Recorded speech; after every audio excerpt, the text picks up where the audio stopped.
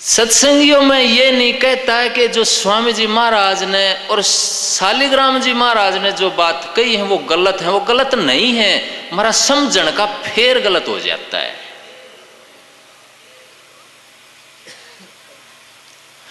अगर हम जब पत्ते पत्ते में सतगुरु को देखने लग जाते हैं तो माँ बाप के अंदर वो सतगुरु अंश और भी एक मुख्य रूप से हमारे को जन्म देने के लिए आया हुआ है।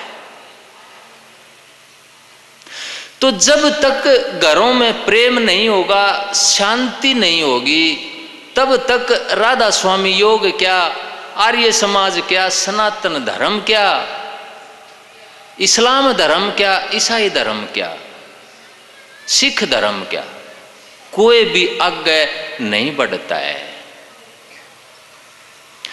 कोई सा भी धर्म आप उठा करके देख लें, वो यही शिक्षा देते हैं कि घरों में प्यार से रहो, पड़ोसी के साथ या समाज में एक दूसरे से मिल करके चलो।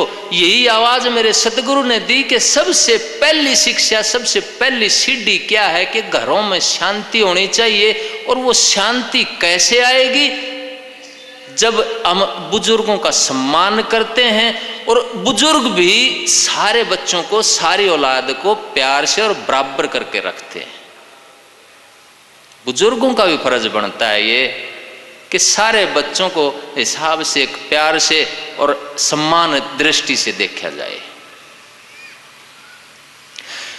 तो मेरे सदगुरु कहते थे कि घर का शंकर मरे प्यासा, बार करे जल धारा, ऐसा पुत्र नरक का वासी, महादुष्ट हत्यारा। घर का शंकर, घर का शिव जी कौन है? घर की उमा, घर की पार्वती कौन है? वो कहते थे कि मां और बाप घर के शंकर और उमा हैं। तो घर का शंकर अगर प्यासा मरता है और बार मंदिर में एक तत्व की मूर्ति के ऊपर जाकर के दूध चढ़ाते हैं, तो ऐसा पुत्र नरक का वासी होता है। क्योंकि पंच तत्व से भरपूर आदमी का चोला होता है।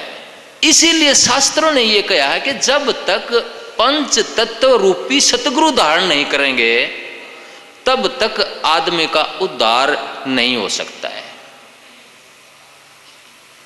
जब तक हम अपने अंतर का घंटा नहीं सुनेंगे,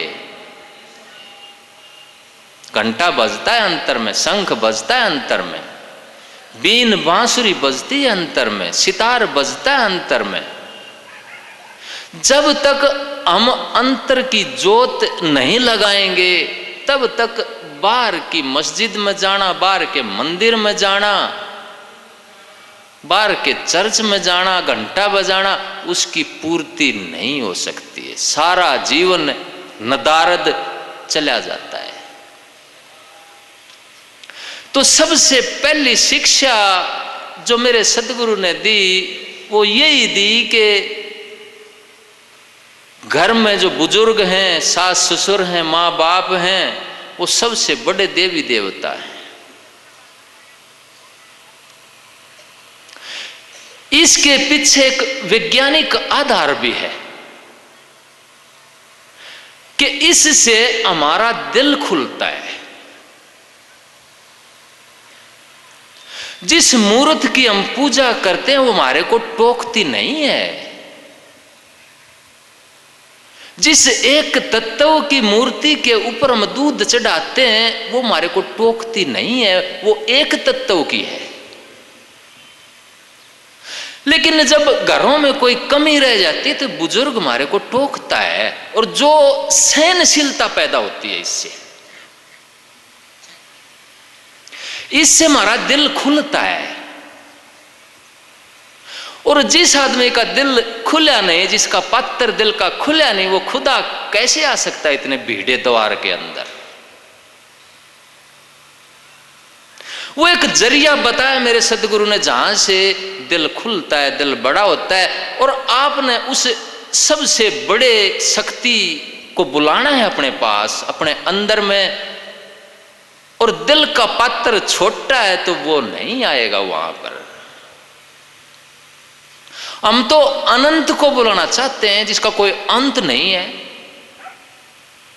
हम तो अनादि के दर्शन करना चाहते हैं जिसका कोई आदि नहीं है।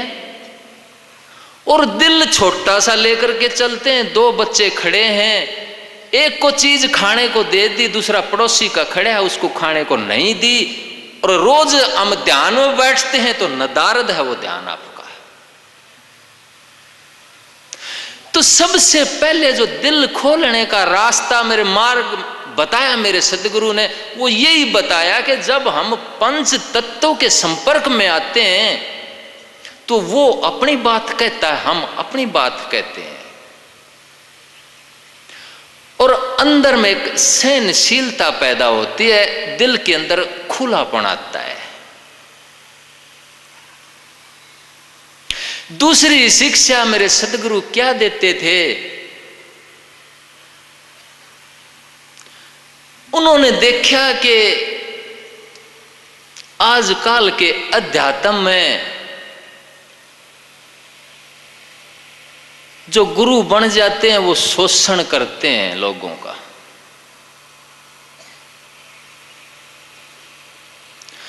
तन मन और धन तीनों का शोषण होता है। तो उन्होंने देखा कि माताएं बहनें बड़ी भोली होती हैं और ये आंख मीच करके विश्वास कर लेती हैं किसी के ऊपर भी। ये अंदर में ध्यान में भी जल्दी जाती हैं।